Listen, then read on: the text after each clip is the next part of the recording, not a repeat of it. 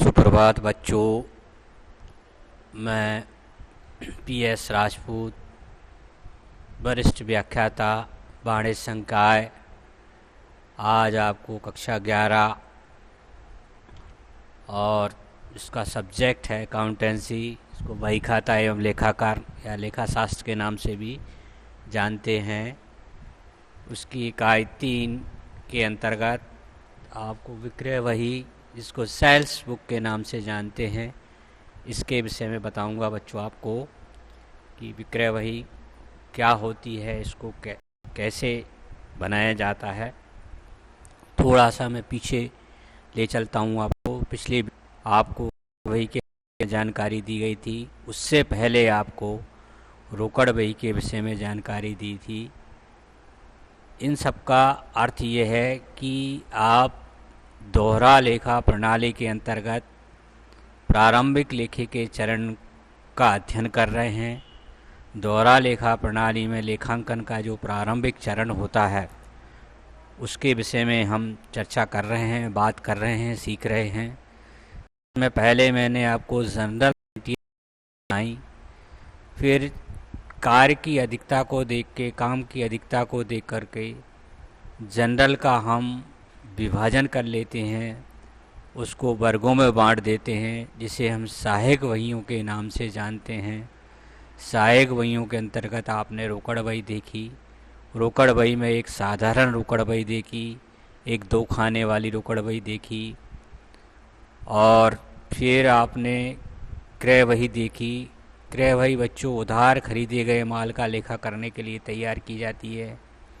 ठीक वैसे ही व्यापारी के यहाँ जो उधार माल बेचा जाता है, जब उसकी तादाद अधिक होती है, संख्या अधिक होती है, काम अधिक होता है, तो बड़े बड़े व्यापारिक संस्थान उधार बेचे गए माल का लेखा करने के लिए जो बही रखते हैं उसे बच्चों विक्रय बही के नाम से जानते हैं।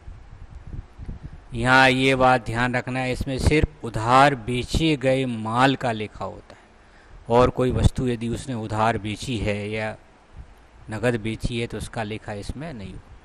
नगद सौदों का लेखा तो बच्चों हम रोकड़ बही में करते हैं, रोकड़ बही में ही लिखा जाता है।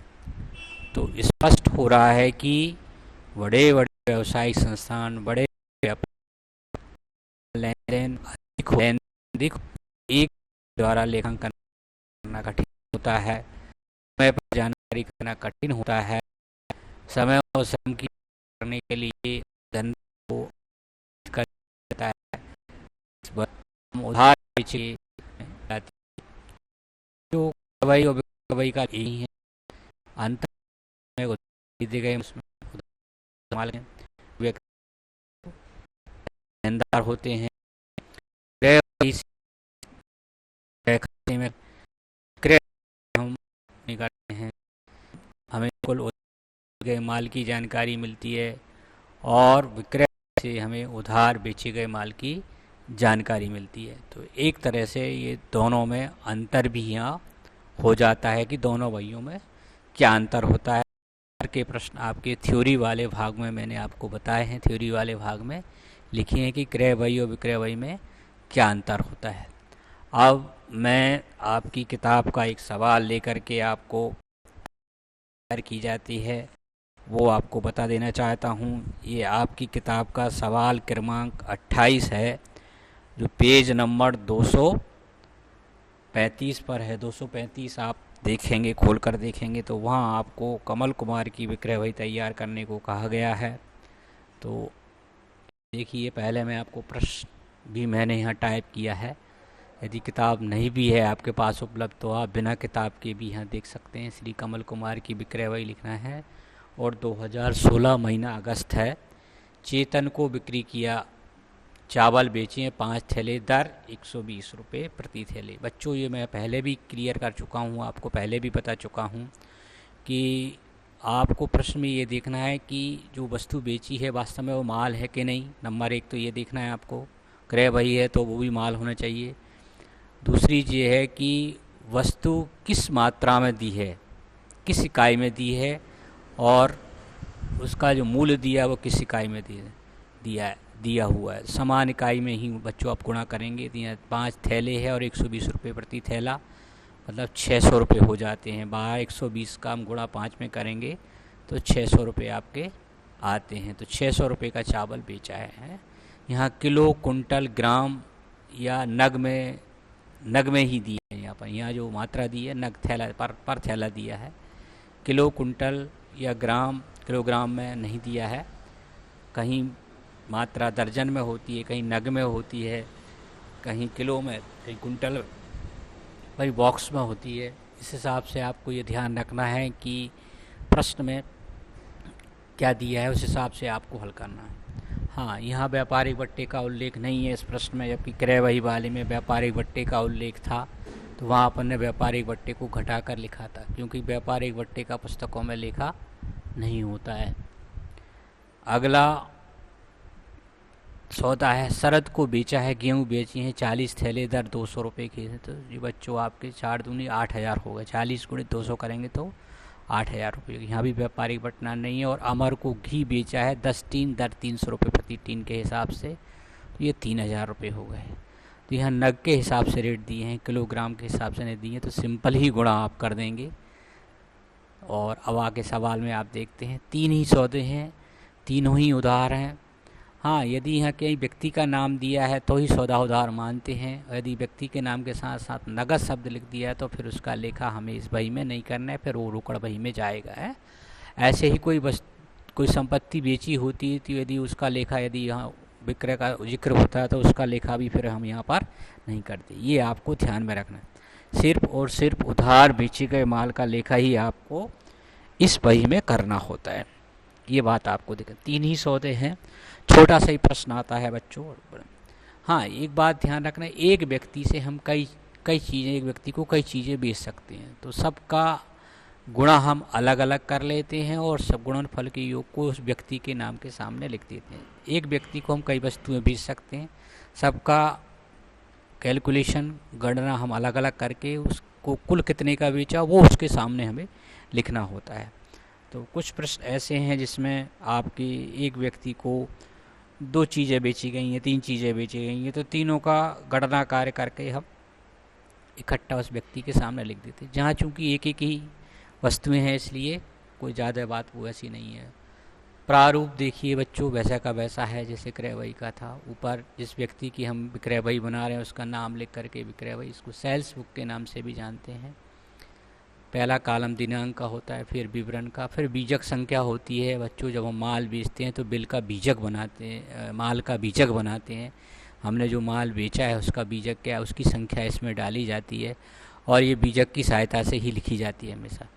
जब इसकी सहायक वही है और इससे हम फिर संबंधित खाते में खतौनी करेंगे तो उसका खाता पृष्ठ क्रमांक ये खाता पृष्ठ वाले कॉलम में बच्चों हम डालते हैं। यह खाता पृष्ठ वाला कॉलम आपका दिया है।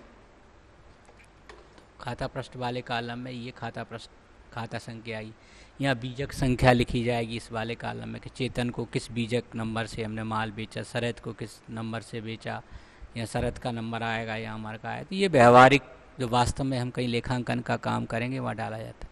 खाता पृष्ठ का काम जब एक साथ दोनों काम हम नहीं कर पा रहे हैं, लेकिन जनरल के बाद, सहायक बहियों के बाद फिर संबंधित खाते में इसको लिखा जाता है तो उनका पेज नंबर डालते हैं।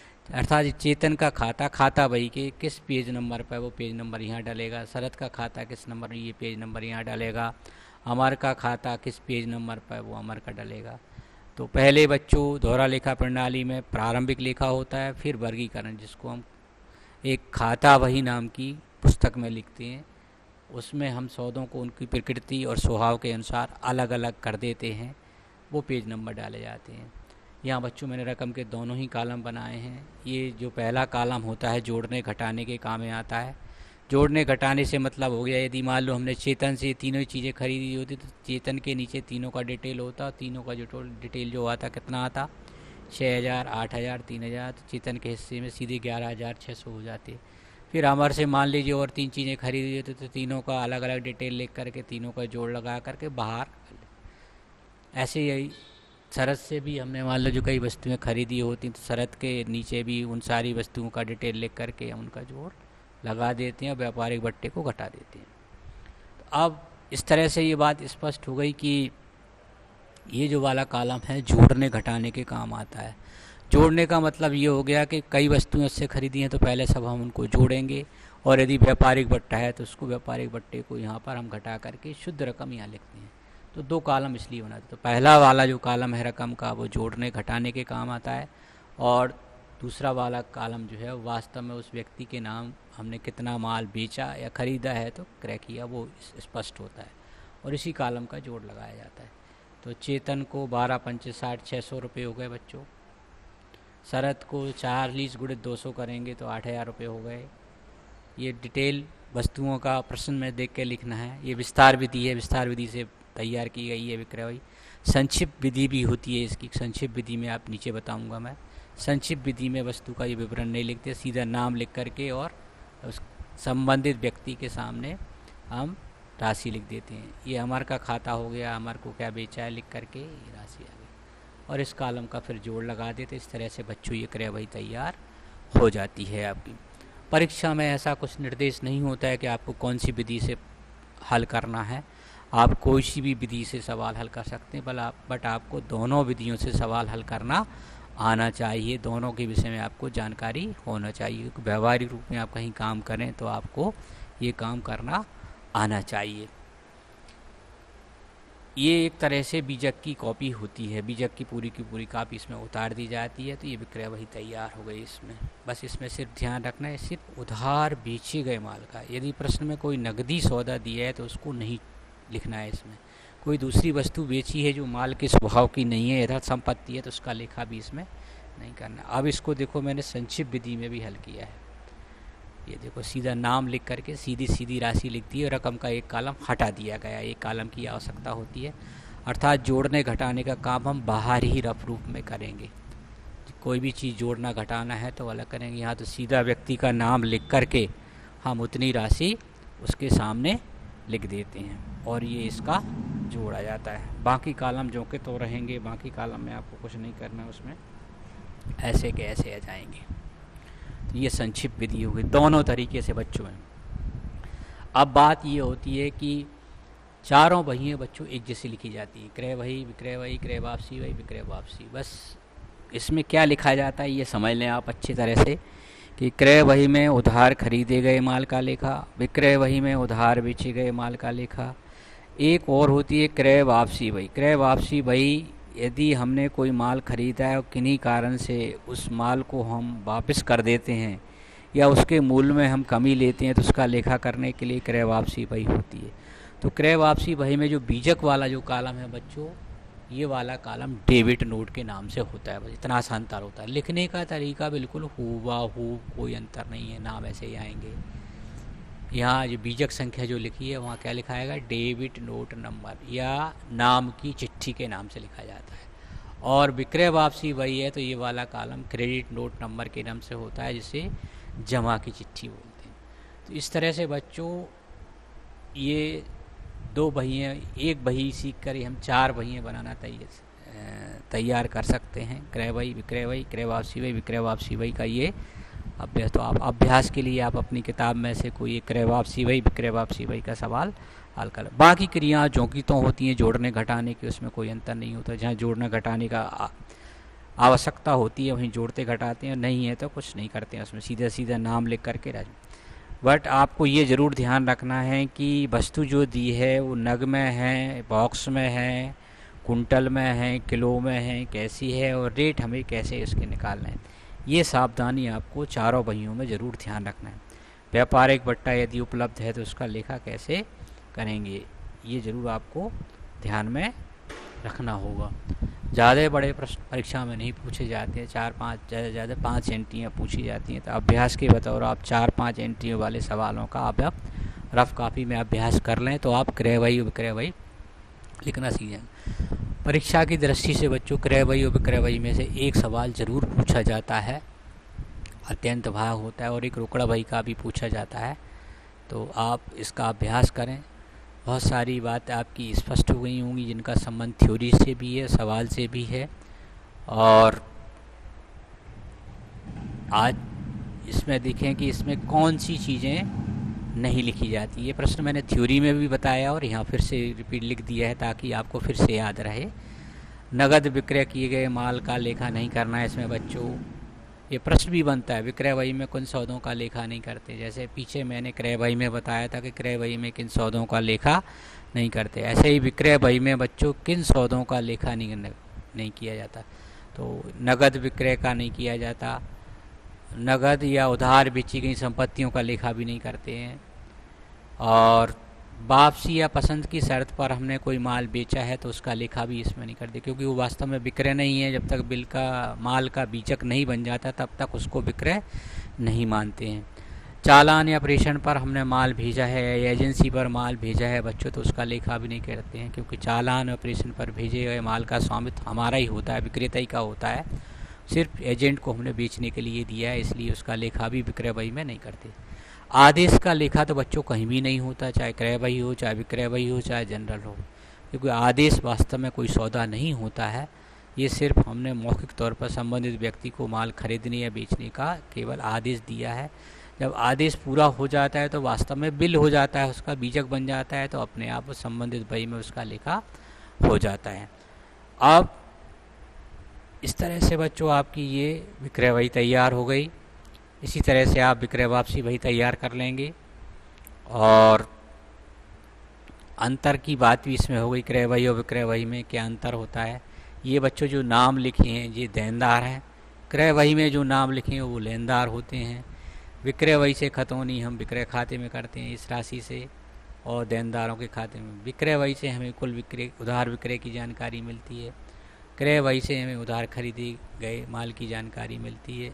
विक्रय बही के होते हुए विक्रय खाता क्यों रखा जाता है, ये प्रश्न जरूर आता है, क्योंकि विक्रय बही से हमें सिर्फ उधार बेचे गए माल की जानकारी मिलती है। यदि हम कुल विक्रय जानना चाहें तो फिर हमें विक्रय खाता बनाना पड़ेगा। विक्रय खाता बही के होते हुए भी विक्रय खाता रखना जरूरी होता है, क्योंकि विक्रय बही से सिर्फ हमें उधार बेचे गए माल की जानकारी मिल रही है, कुल विक्रय की नहीं मिल रही है। यदि हम कुल विक्रय की जानकारी हमें चाहिए और चाहना जरूरी भी होता है व्यापार में, हम ये अंतिम खाते बनाते समय, वित्तीय विवरण बनाते समय हमें कुल विक्रय की जानकारी की आवश्यकता होती है, तो फिर इसलिए हमें विक्रय खाता रखना अनिवार्य हो जाता है। तो इस तरह से बच्चों इस प्रश्न में मैंने सारी बातें स्पष्ट कर दी हैं, सारी चीज़ें स्पष्ट हो गई हैं। कम में अधिक से अधिक देने का आपको प्रयास किया गया है। आज के लिए बच्चों इतना ही।